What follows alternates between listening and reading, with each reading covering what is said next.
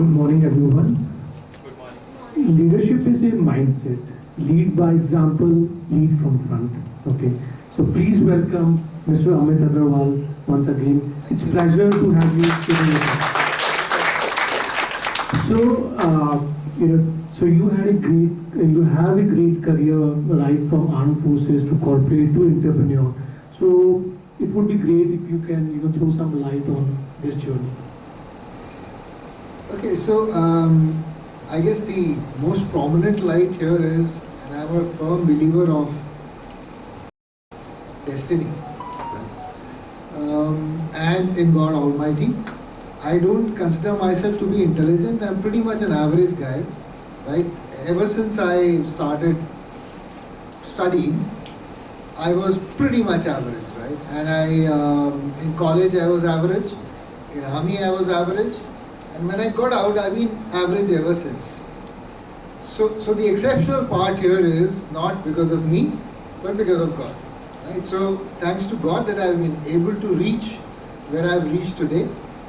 And also something that I'm really proud of about myself is that I have really been able to help people, right?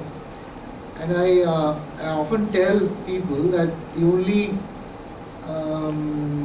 great thing that I can say about myself is that most of my team members in my past organizations are today leaders and heads of HRs in various organizations, right? So tomorrow if I have some work to be done, I call up somebody and tell them कि boss अभी तुम्हारा अंगूठा देने का बारी आ गया, right? So that's how it is, and that's the only thing that I feel proud of. Otherwise, like I said, it's been a great journey, and it's been a great learning experience at the same time. And every day I wake up with an intense desire to learn, and I think that's what has really helped me grow as an individual and as a professional. So yeah, that's it. Thank you. Before we deep dive into leadership, so if you can just share some thoughts, like if you assess any person, right, and in first five minutes of interaction, what are the three key indicators you see that this person is someone who can be a future leader? Okay. So while it is very difficult to kind of assess in 5 minutes, and I'm sure we're talking figuratively and not literally, but yeah, once I start interacting, the first thing I would try and notice is the entire body language and persona of an individual, right? And by body language and persona, I'm not saying the way he dresses or how well groomed that person is. I'm talking about how he carries himself or herself, right? What kind of confidence they exude, right? What kind of body language do they show, right? Is it a closed body language, open body language, right? So that's very important for me. Second thing is that person curious and listening actively, right? So when we talk about listening, and this is a favorite subject of mine, so there are 3 forms of listenings that happen typically. I'll quickly spend 30 seconds. One is when you listen from your ears, right? So you're scrolling something, you're looking at your mailbox, and somebody is saying something. It goes in from one side and goes out from the other. The second form is when you do listening from your mind. So what happens when you're listening from your mind is, when the other person is saying something, you are constantly trying to form an opinion for or against that logic, right? So you're already getting ready or prepared with your reply. So that's listening from your mind. The third is, which I consider most important, and active listening, is when you listen from your heart. Right? So what is happening here is the person listening from his heart? Whatever I am saying or whatever is being discussed, is the person actually listening, paraphrasing, asking, curious enough to ask relevant questions, right? Or jumping in between to give his point of view, right? So that gives me a sense of what that individual is. And the third important aspect is what kind of openness that person has. When I say openness and clarity, what I mean is the person giving relevant examples? Or is the person giving relevant points to what is being discussed? Right? Or is he tying back those examples and points back to what is being discussed? Right? So all of this gives me a sense that, yes, this individual can enter a room, can make a difference, can hold himself or herself up in case of a pressure situation. Right? And that's what I consider to be very important for the leader. So that's... Thank you so much. So when we say leadership is a mindset, right? So what kind of mindset we are talking about? Yeah, and I and Vidit had a long discussion on this. Okay, so we don't have a whiteboard, so what is the... It's okay, Vidit, it's fine. We can arrange. Perfectly fine, not required. Tab tak to ho jayega. So, what is a leader or a manager supposed to do, right? So, we're talking organizationally, right? So there is the organization's mission, right? Now that mission is to be converted into actions, right? Now that those actions are to be done by people or team members to be able to achieve certain targets. Now, in all this, there has to be empathy, there has to be growth. Ultimately, this is what we are working for. And then, as a leader or a manager, what kind of values do I carry? What kind of legacy that I leave in the organization, right? Or whatever my team, organization, whatever my level is, right? So that's, keep this perspective in mind, this circle in mind when we talk.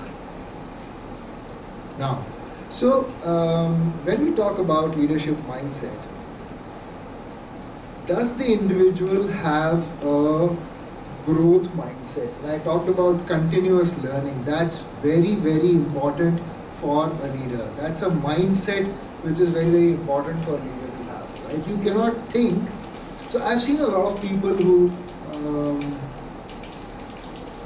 and pardon me because since I have started writing, I have started talking too much, right? Earlier I was a very to the point kind of a person, but now unfortunately or fortunately, I've started explaining too much, right? So pardon me for that. So as a leader, I've seen a lot of people, they think that, they've done their MBAs or engineering and now they're working, or CA, and now they're working in organizations. They don't have to learn anything more. The other side of this aspect is that this is where your real learning starts, right? This is where your meter has actually started, right? And if you don't continue learning as you move forward in the organization, you will pretty much and pretty soon stagnate, right? And then you will wonder what has happened to me. So as a leader, it's essential that you have a growth mindset. So that's one. Second is, again, a very important aspect as far as mindset is concerned, is ownership and accountability. Right? Now, as a leader, if something goes wrong, I cannot say that it has gone wrong because of this person or that person. Just as I am responsible for whatever good happens, I am also responsible for whatever bad happens, whatever wrong happens. Right? So I cannot say that it is because of this person or because of time or because of whatever, right? So I have to be 100% in ownership and responsible for my job, my people, my task. Right? The third important aspect is service orientation. Right? And I consider this as one of the most important aspects of leadership. A leader without service orientation will never be able to do well.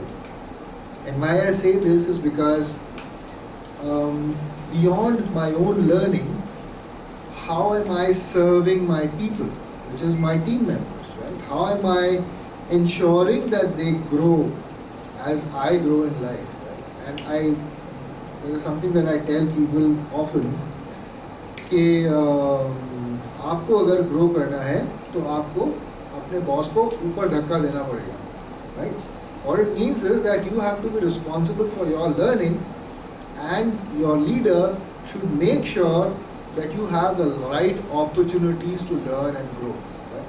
So in that sense, service orientation. From an organizational perspective, how am I helping the organization to grow, right? Am I just focusing on next month, next quarter, or am I looking at a long-term perspective? And that is where I would want you to relate to the legacy aspect that I talked about, right? Now that legacy aspect says that what kind of a legacy is a leader leaving within the team and in the organization. My legacy when I was in leadership roles was that my team members now are heads of HRs in large organizations. That's my legacy, and I'm proud of my legacy. So what kind of legacy is the leader leaving behind in the organization and with his team members, right? And the fourth important aspect from a mindset perspective is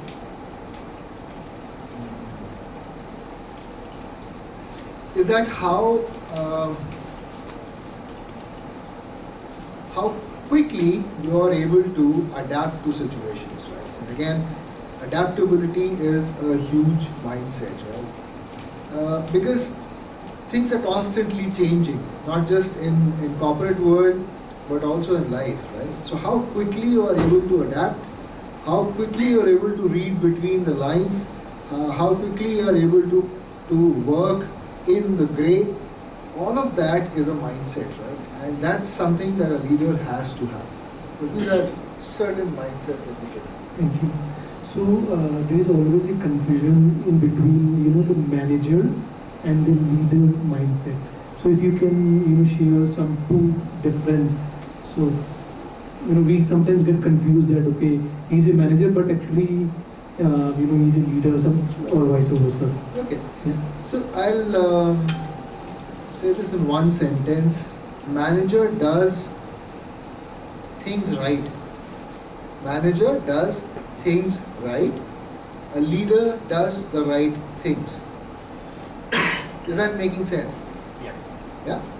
So manager is about processes, is about results, is about delivery. Right? A leader is about long term, is about impact, is about purpose. Right? So a manager typically would look at fulfillment of my monthly targets, quarterly targets. A leader would look at fulfillment of the company's mission or the team's mission. That's the basic primary difference between a manager and a leader mindset as such. So thank you. So my next question is, you have worked in 30 years, right? And you have worked with a lot of experienced people. So just wanted to know what percentage of leaders you think that they have the leadership mind? Is it higher in army or in corporate? So this is a dicey, debatable question, but let me just say that I believe that there is no other school of leadership better than the Indian Army. And the only differentiator between us and all our neighbors, be it Pakistan, China, blah blah blah, whichever, is the leaders or the leadership structure that we have in the army. So that's one, and that's because deliberately, as a process, the training in the army is a process wherein you break a person and you remake a person, right? And actually you remake leaders for the organization, for army. Now, I'm not saying that the system is 100% foolproof. I'm not saying that. Right? No system can be 100% foolproof. So what I'm saying is that even within the army, you will find people who are not that great, officers who are not that great, as far as their leadership skills are concerned. But in corporate world, you'll be taught management, you will be taught business, you will be taught various things. But nobody teaches leadership. Right? And that's the basic difference. So I will not say whether army has more leaders or corporate has more leaders. I will only say that there is no formal system of education as far as leadership is concerned in corporate world. You got to learn by yourself, and you got to make mistakes and move ahead. That's how it is in corporate. Thank you. Sir, my next question is regarding your books. So if you can share some important things about those books. One is Blueprint for Success, and second one is Life Lesson I Wish I Knew Earlier. So if you can share your thought process when you were writing these books. So way back in 2013, so I was doing my coaching course, right? My certification course for coaching, executive coaching, right? So while we were doing that, the trainer helped us identify our purpose. So my purpose, as it happens, is to help people succeed. And I could relate it with my life because all through my past I've been doing that. Right? And one of the ways I thought I could do that is by imparting that knowledge that I've gained over years to people. One of the ways of doing that is writing a book. Now, so therefore, I always wanted to write a book, but then I finally got some free time last year, right, when I got away from my regular job and started spending more time with myself. So I was trying to figure out what subject and what should I write on, right? And so I was talking to this cousin of mine, and he says, "यार भैया आप तो army से हो तो आप discipline पे लिखो, डिसिप्लिन पे लिखो."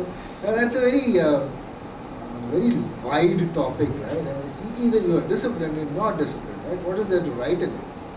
But that really got me thinking, right? So where all can discipline help, right? And how all can you use discipline in various aspects of your professional and personal life? So that's the genesis of the first book, Blueprint for Success, Building a Life of Disciplined Purpose. And a couple of weeks ago, I was having this discussion with this person, and he said, give us an example of what do you mean by discipline. I said, so okay, let's suppose you want to improve your health, right? So what will and this is a youngster, a young entrepreneur, runs a marketing company. So he said I would probably go and join a gym. I said, okay, great. So I said, what would discipline mean then? So he said, discipline would mean waking up at 5:30 every day in the morning, leaving the house by 6, reaching the gym at 6:30. I said, okay, and then working out for whatever hour, 2 hours, whatever. Great. I said, what if tomorrow you're not able to go? Right, so what will you do? Your discipline goes for a 6? I said, yeah. I said, day after tomorrow, you have some family emergency because of which you have to travel. So what will you do? Day after, you don't feel like getting up out of bed. What will you do? So I said, does that mean that you're not a disciplined person? So he said, yeah, evidently it means, right? It means he's not a disciplined person. Right or wrong? No? Why? Discipline is not habit. Yeah? For me, it is not a habit, it's not a ritual. It's something that you have inside you, that you follow the pattern. It's not about making it a habit forcefully. Okay, okay, okay. There's nothing forceful, right? It's a self choice that I want to improve my health. So I said that instead of deciding to do something that would become a torture for yourself, why don't you, if tomorrow you don't have time, you take out 15 minutes or 20 minutes and do a yoga session. Right? Day after tomorrow, you go back to gym. After that, you don't feel like getting up, you go for a walk or for a run. Now I said, is that discipline or not? Because your purpose is to make your health better. All of these activities that you're doing are helping you make your health better. So I said, that is what my definition of discipline is. Somebody else's definition of discipline may be different, but that's what. So these are things that I've covered in this book. It talks about having disciplined routines. It talks about procrastination. It talks about having a disciplined purpose, how to evolve a purpose and then how to follow that purpose in a disciplined manner. It talks about discipline and creativity. Right? Now that's again kind of contradictory terms, right? Because I have worked with a lot of creative people in my HS18 tenure, and they said कि boss हमें तो जब inspiration आएगी तब आएगी. So I said यार वो inspiration also needs some sort of discipline, right? So you've all heard of J.K. Rowling, right? Harry Potter. J.K. Rowling had decided that every day morning she will sit down and write for 2 hours, come what may. When she sat down, some days she wrote 2 sentences, some day 2 pages, and some day 2 chapters. Right? So that is what discipline does to you. So those are the kind of things I've tried to cover, make discipline more practical in that sense, rather than just a myth that discipline is very difficult. Right? It's not difficult at all, and it can be implemented in all aspects of life. And I've bought a copy for the club. You all can read whenever you want to. I only had one copy, so I. So moving ahead, so we have received a couple of questions from members and through LinkedIn community as well. But rather there are many questions on LinkedIn. So I think we have picked few. Okay. So I'll share and love to hear your input. Yeah. So first question is from Shubham Joshi, IT professional. So his question is, in a corporate environment, how should a leader strike the balance between showing empathy towards their team and ensuring business goals are met? Good question. So the first, foremost, the most important thing is that and I keep asking a lot of managers and leaders this, have you set your expectations right? What do you expect from people? And this is not just in terms of deliverables, it is also in terms of what kind of behaviors do you expect from people? What kind of discipline do you expect from people? As a manager, it's important for people to understand what do they need to deliver, what do they expect, what does their manager expect from them, and what can they expect from their manager. That's one very, very important factor. And the other aspect is that once you've clarified your expectations, and if things seem to not happen, what do? Right. So my advice would be to have a one-on-one session with a person or people who are not able to deliver. More often than not, you realize that there can be a couple of issues. Either it's a time issue, right? Or it's a personal issue, right? Or third, it's a competence issue. Now, as per the issue which is there, you need to address the situation. Right? If it's a personal issue, help however you can. If it's a competence issue, probably the person needs more hand-holding, more training, more formal stuff to happen. And if it's a genuine mistake, you need to understand why that genuine mistake has happened, right? And then help out that person. So that's where empathy plays a very important role. And to give you an example, I was consulting this company in Pune, and I was talking to the senior leader. He said, "Ki yaar, Amit, mera team mein I have this senior lady employee. She's very good, excellent, and but you know what happened is she started missing out on things, right? And she's become short-tempered, etc., etc. So one day I had a session with her. I asked her, what happened? What's your problem? Why are you doing this? So evidently she has some problem at home. So अभी वो Covid के just बाद की बात है, तो work from home was very very on, right? So she said, अच्छा आप एक काम करो, आप वर्क फ्रॉम होम कर लो. And before that girl could even say something else, he simply says कि आप मेरी तरफ से 1 महीना वर्क फ्रॉम होम करो. And he moved on. 1 महीना खत्म होते होते this woman resigned. And he was very shocked. So that's what he was sharing with me, that I don't know what happened, I was trying to help her. And this one simply resigned. So I said, did you actually ask her what she wanted? I said, no, I didn't ask her.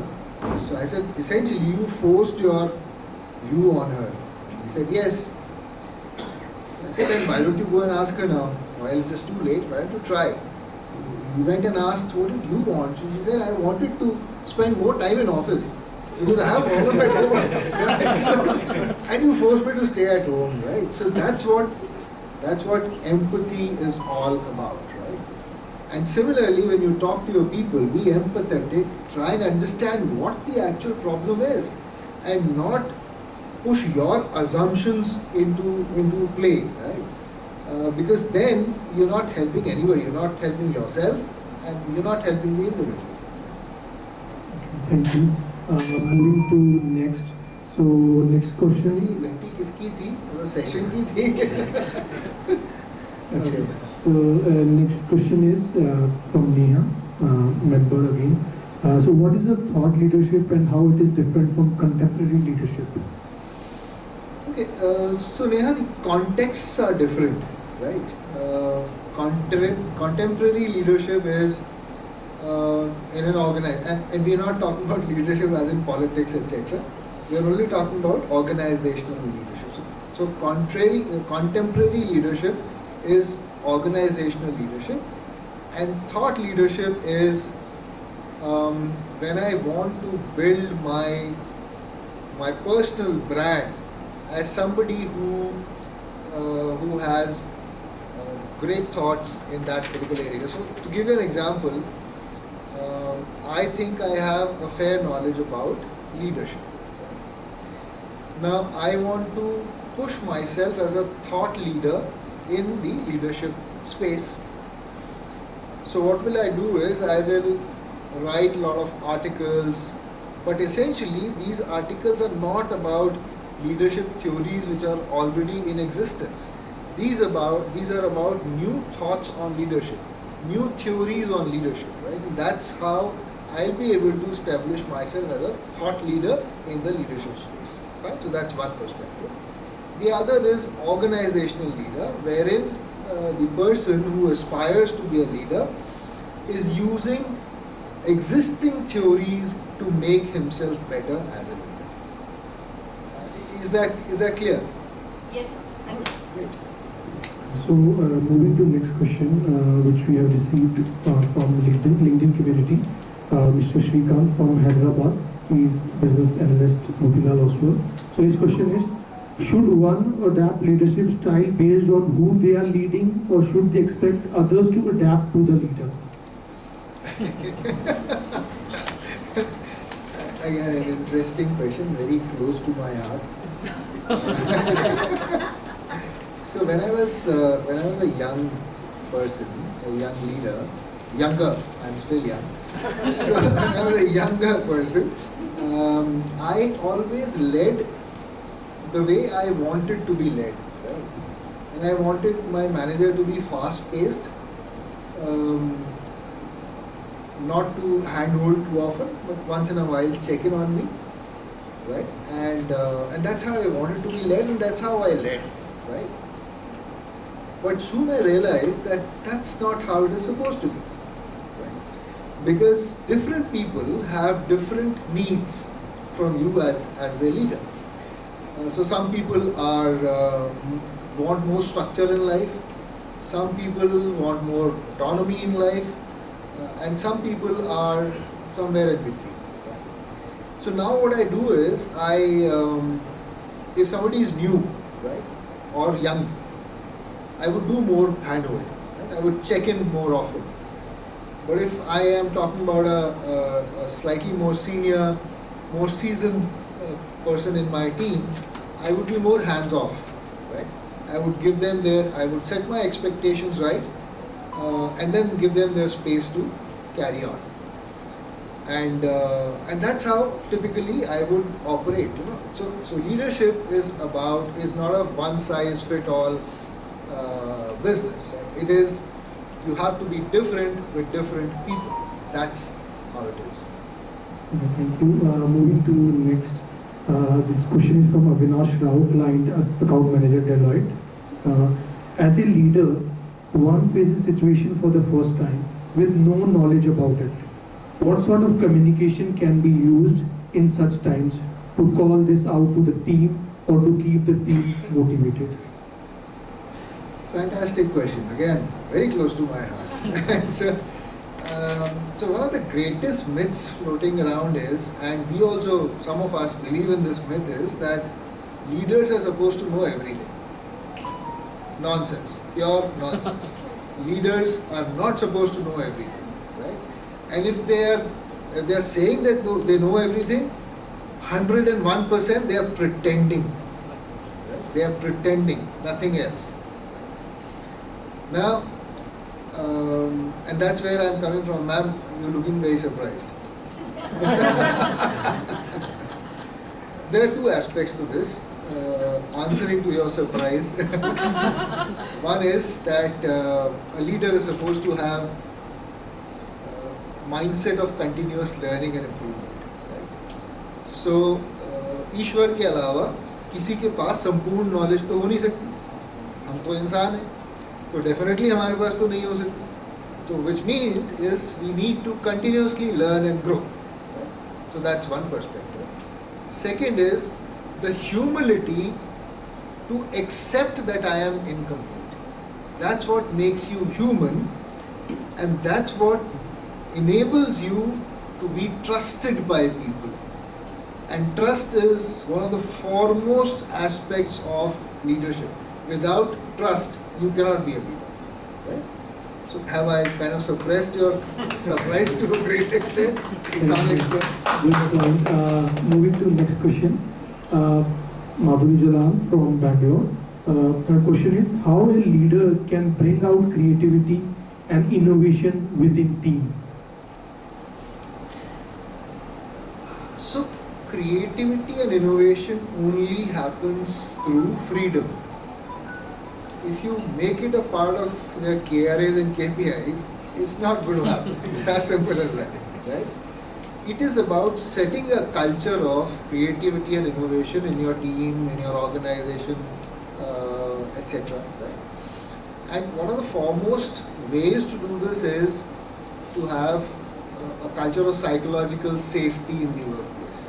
Now, what is psychological safety? Psychological safety says that I feel safe to voice my opinion among people, including my bosses, without these being afraid about repercussions, being turned down, being asked to shut up, so on and so forth. So if you have that psychological safety in your team, where people can get up and share their thoughts, creativity and innovation will happen gradually, right? You're setting a culture where people feel free to get up and share their views. Now those views can be diverse, can seem very absurd as well, but that's okay. You still give people that freedom to. So So the second aspect is a culture of experimentation. And along with that, rewarding learning over success. Rewarding learning over success.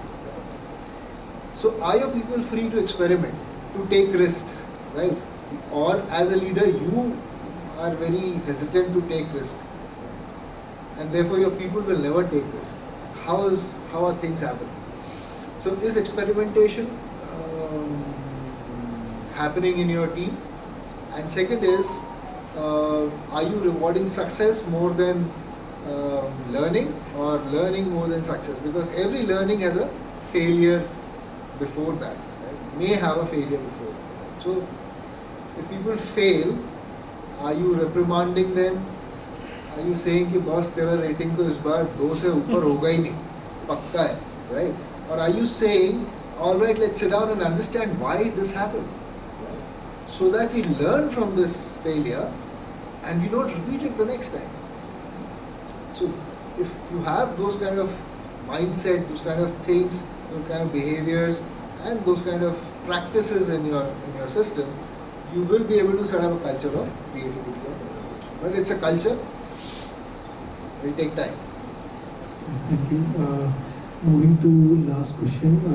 So you're the founder of Executive Excellence. So could you please, share the idea, so some details about Executive Excellence? Okay, so I like the word executive excellence. So I started my first practice. I got my first client before I could even form my company, right? And so there's this logistics company which is headquartered out of US, and I was talking to their CHRO, and we started talking about leadership development. So I said that to my mind, and she gave 1, 2, 3, 4, 5, 6, 7, 8, 9, 10 points. So I said, what you're talking about is essentially executive excellence. And I was like, oh wow, this is nice. and that's how this name kind of stuck, right? And then I did this program for them. I did it for about a year. But that's where I got this executive excellence from.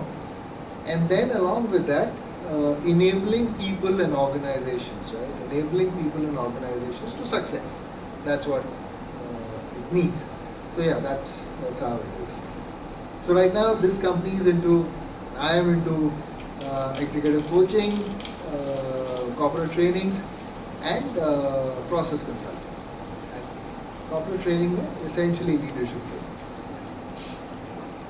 Okay, thank you so much, Major Amit. It was Great. great. And thank you for sharing your personal and